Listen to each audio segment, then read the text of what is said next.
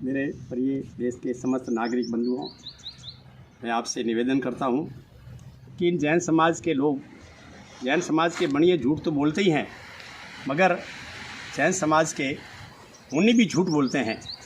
कल 28 तारीख को एक मुन्नी दिल्ली से सलाह कर पालोत्रा में आए, मेरे से मिलने आए, मेरे से बात करना आए, और एक नाटकीय ढंग से सारा आरोप ठोक कर चला गया कि मुकनाराम भाग गया या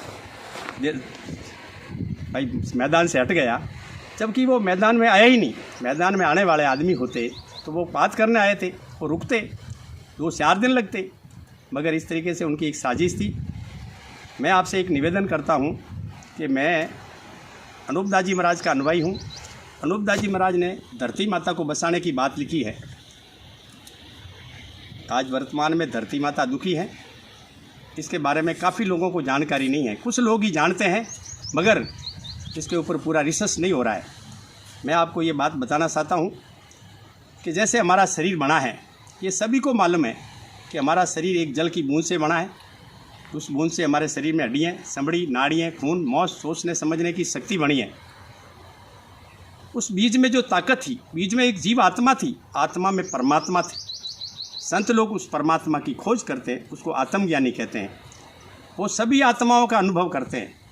इस धरती पे जो भी आत्मा है वो परमात्मा से जुड़ी हुई है, मगर कुछ ऐसे लोग होते हैं जो अपने स्वार्थ के लिए पूरे संसार को दुख में डालकर वो अपना हित करते हैं। वो जैन समाज के लोग हैं। आज देश के अंदर गौ हत्या बंद क्यों नहीं हो रही है?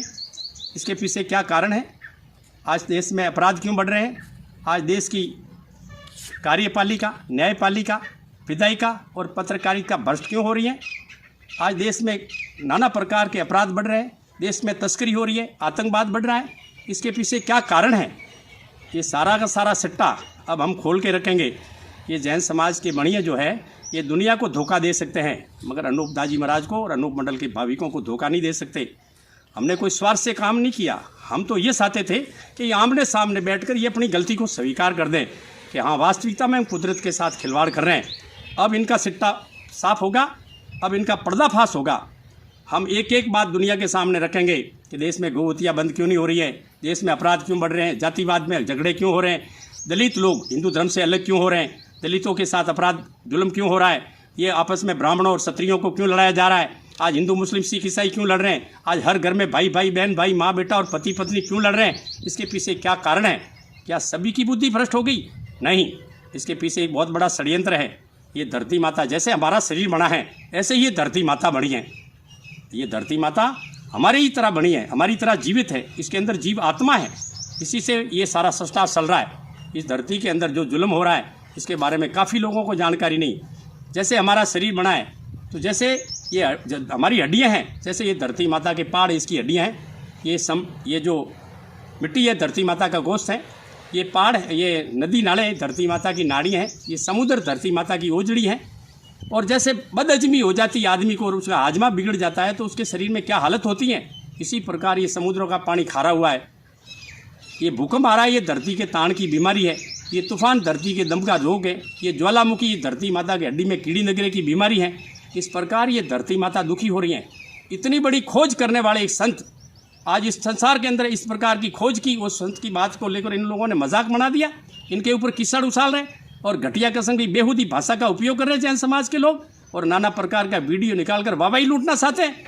अरे अगर तुम ईमानदार हो तो तुम्हें डरने की कहाँ जरूरत पड़ी, भागने की कहाँ जरूरत पड़ी थी? मैं बालोत्रा में ही था, मेरे आश्रम में ही था, बैठकर बात कर लेते। इसलिए मैं भारत के समस्त नागरिक बंधुओं से निवेदन करता हूं कि आप सड़े कपटी लोगों से सावधान हो जाएं और आप आपस में प्रेम करें और इसका निर्णय इस पर रिसर्च करें कि वास्तविकता में जैन समाज के लोग देश में क्या कर रहे हैं और अनूप मंडल के लोग क्या कर रहे हैं। क्या अनूप मंडल के ऊपर इस प्रकार के अपराध, इस प्रकार के आरोप लगाए जा रहे हैं? ये सारे आरोपी लोग हैं। इन्होंने इस दुनिया को नष्ट करने का एक प्लान बनाया है। इनकी एक बहुत बड़ी योजना है कि इस दुनिया में गरीबी आएगी, लोगों के पास पैसा नहीं होगा और लोग दुखी होंगे जब हमारे गुलाम होंगे। आज कोरोना की तीसरी लहर आ रही है, कभी किसी ने गौर किया ये तीसरी लहर क्यों आ रही है? इसके पीछे क्या कारण है? बीमारियां क्यों बढ़ रही है? ये सारी की सारी बात अनूपदास जी महाराज ने लिखी है। इसके ऊपर हम खुले दिल से आमने सामने बैठकर आम जनता के बीच में बात करना चाहते थे, मगर ये लोग जो इनको पता चला कि ये हमारा भंडाफोड़ हो जाएगा, ये चुपके से अपना एक नाटक करा के कुछ ऐसे लोगों को साथ में लाकर भाग गए।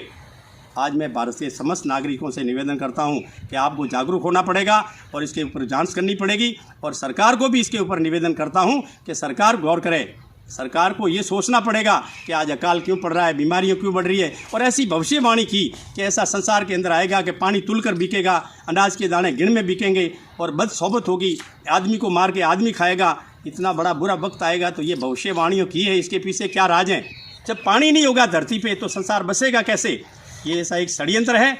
इतनी बड़ी खोज करने वाले संत महात्मा अनूपदास जी महाराज की एक हम बार बार नमस्कार करते हैं। ऐसे महापुरुष को सत सत नमन करते हैं कि उस महापुरुष ने इतनी बड़ी खोज करके हमको दी, और ये बढ़िया जो चालाकी करके ये सही बात आप जनता तक नहीं पहुंचने देना चाहते हैं। आप जनता जागरूक होवे और इसके ऊपर गौर करें कि वास्तव में भी जैन समाज के बढ़िया ईमानदार से सच्चे हैं या वफादार हैं, या देश के साथ में ऐसा प्रमोद धर्म के साथ पीछे ये गद्दारी कर रहे हैं। मेरा आपसे निवेदन है, बार बार निवेदन करता हूं, और अब इनका छट्टा साफ करके रखेंगे। अब इन जैनियों की एक एक बात पर्दे के पीछे जो है हम खुली करके रखेंगे। ये हिंदू धर्म से अलग क्यों हुए, इन्होंने राजा महाराजों को आपस में क्यों लड़ाया, ये राजा महाराजों के आगे कामदार कोठारी कैसे थे, इस दुनिया का धन कहाँ गया, इस दुनिया के अंदर वो जो रावण का खजाना, रावण के सोने की लंका थी, और कारून बादशाह का जो खजाना था, राजा महाराजों के खजाने थे, सोने के गहने थे लोगों के। अरे हाथियों और घोड़ों के सोने के गहने थे, गायों के सोने के, बैलों के सोने की सीढ़ियाँ थी। इस प्रकार सोना था धरती से, सोने का कोई पर नहीं था। सोना कहाँ गया?